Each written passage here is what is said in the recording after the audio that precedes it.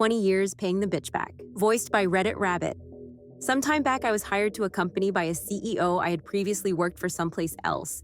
He was a good friend, so when his newest company wasn't achieving sales, he headhunted me to join the new one. The company hadn't made a sale in 2 years. Year one, the software product was in beta, so it wasn't ready to be sold. Year two, they realized using the tech staff to make high-end sales to C-level executives was the shittiest sales model one could conceptualize. In general, and there are exceptions of course, these two personality styles don't speak the same language. Tech people talk tech. Buyers talk benefits and how the potential product fills needs. I bridge the gap well by translating tech speak into natural conversational language, so buyers better understand how their needs will be filled.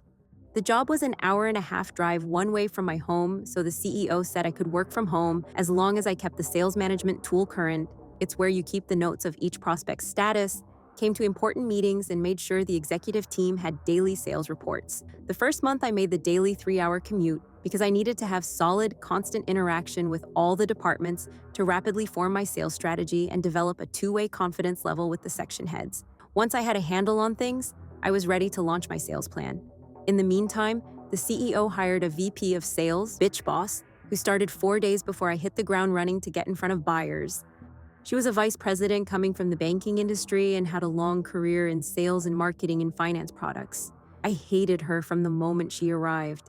She knew fuck all about tech, and I spent huge time trying to orient her, which wasn't ideal because I needed to work on my sales strategy. They brought her on board because she had strong experience gaining financial investors. Nevertheless, I forged ahead, traveled to a target state, and spent 19 days crisscrossing it. When I came back, I had 17 contracts from buyers totaling about $2 million in sales.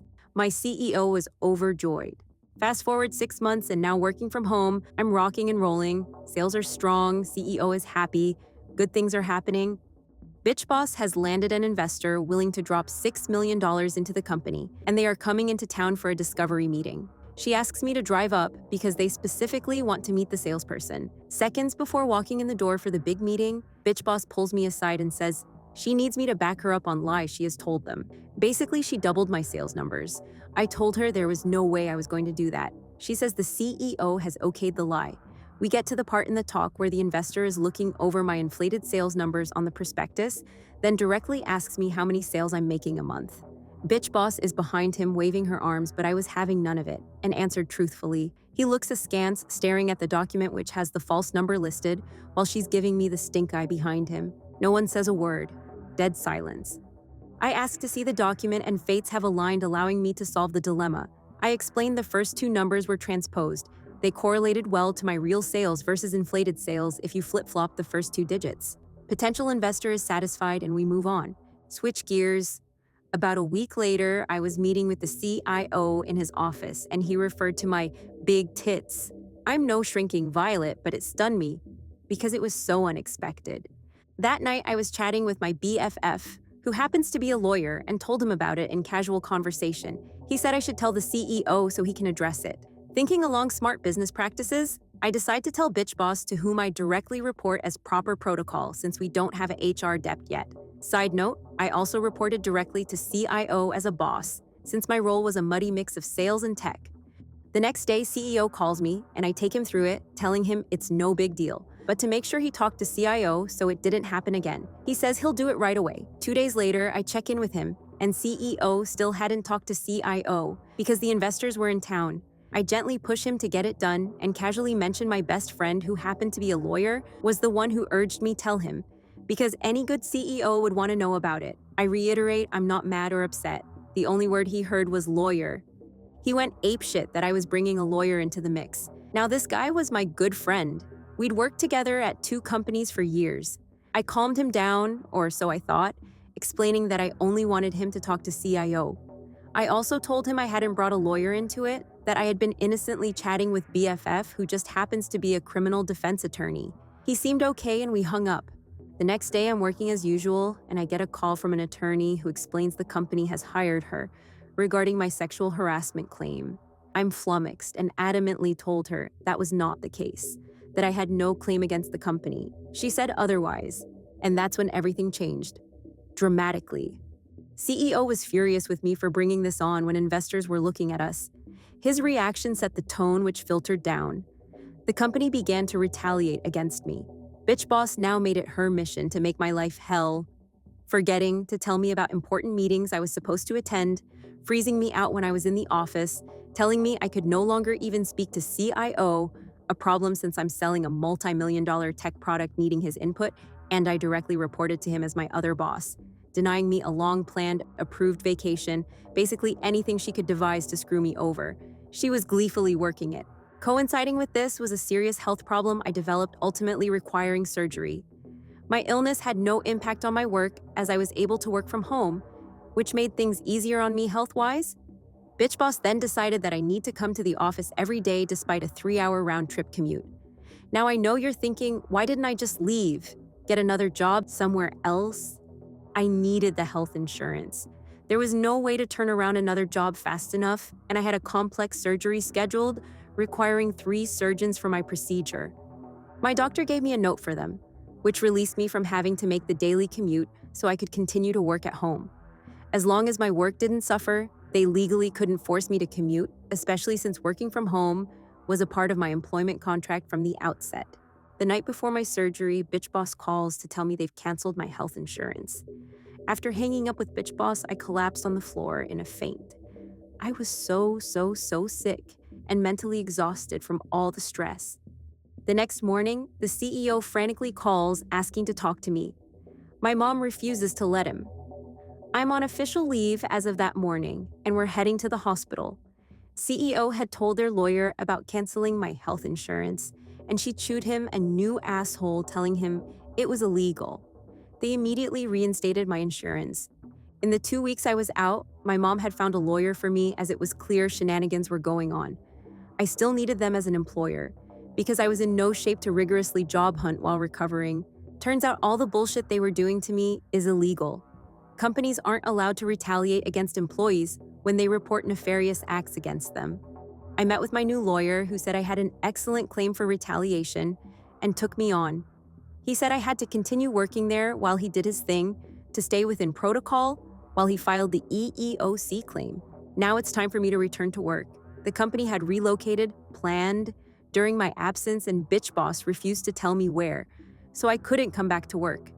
Company lawyer told them they had to tell me, so Bitch Boss gives me wrong directions, making me late on day 1.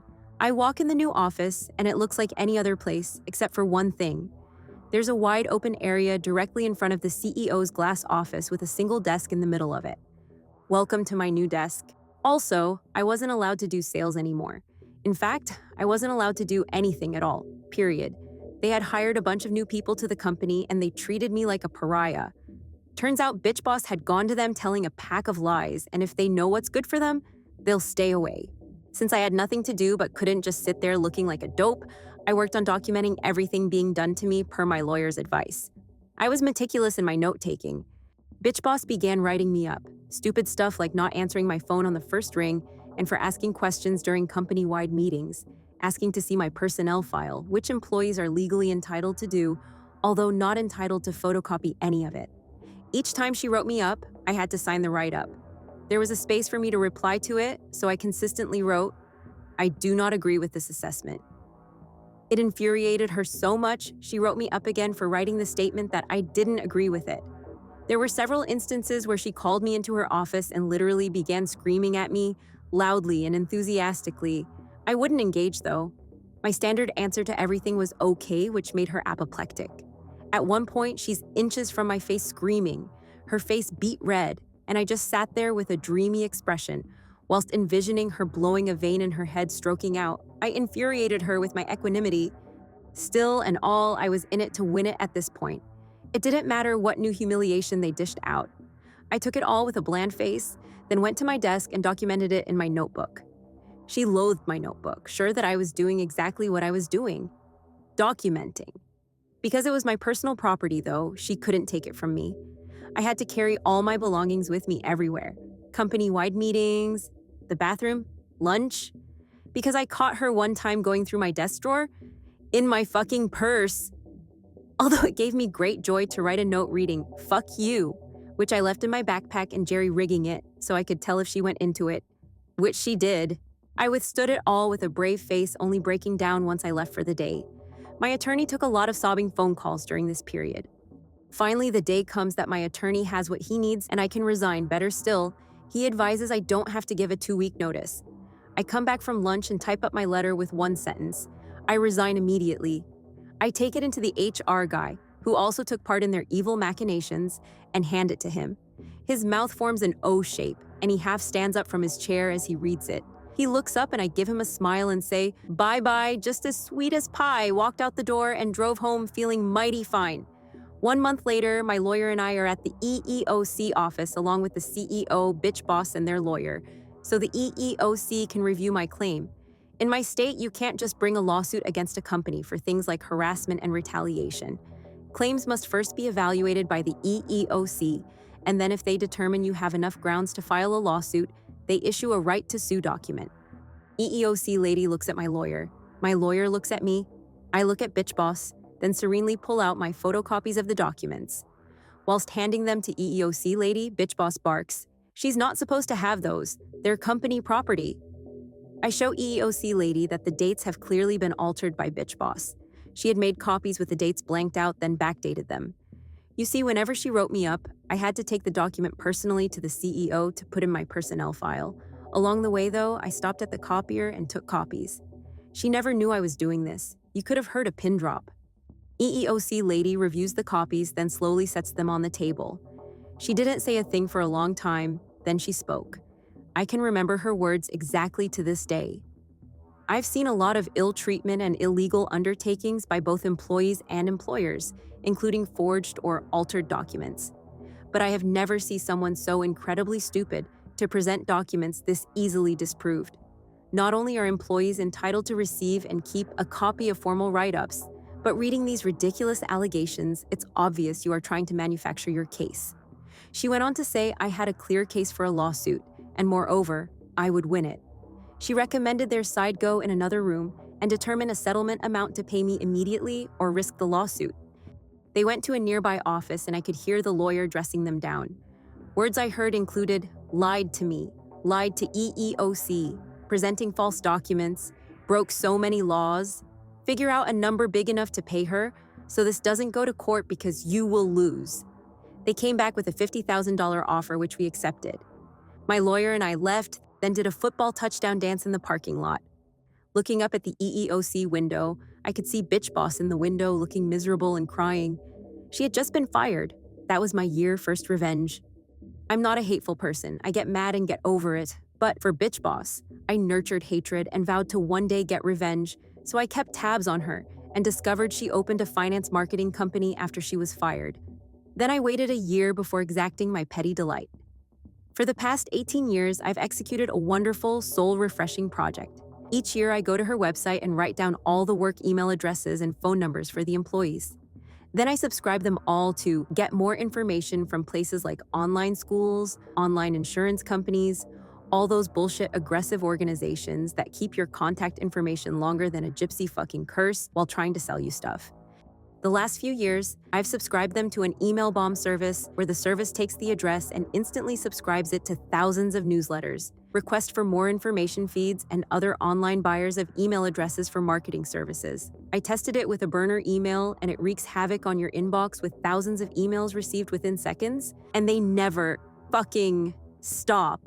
You literally have to close down the email because it can't be salvaged. Each year when I go to collect the contact information, all the emails have been changed to new ones. Last year, my cousin took a job in the same building.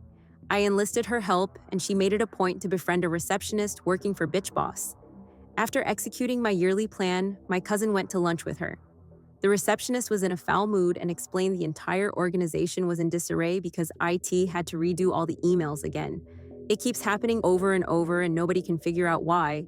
She said the owner, Bitch Boss, has had to get her cell phone number replaced 3 times because of all the texts and phone calls she gets whenever it happens again. Sometimes Bitch Boss would have her phone number on the website, which I duly subscribed to everything under the sun. The best part for me was hearing how she lost a mega client because they felt the company was in too much turmoil so often. The thought of this keeps me warm and cozy at night, and I sleep so very, very well. Edit. I forgot a part of the tale. A Redditor mentioned that if the investor pulled out, that would have been a neat twist. That jogged my memory.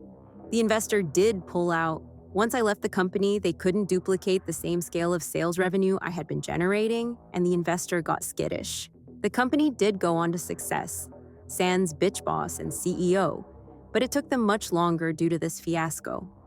Voiced by Reddit Rabbit. Thank you for watching. Don't forget to leave a like and follow us. It helps us grow.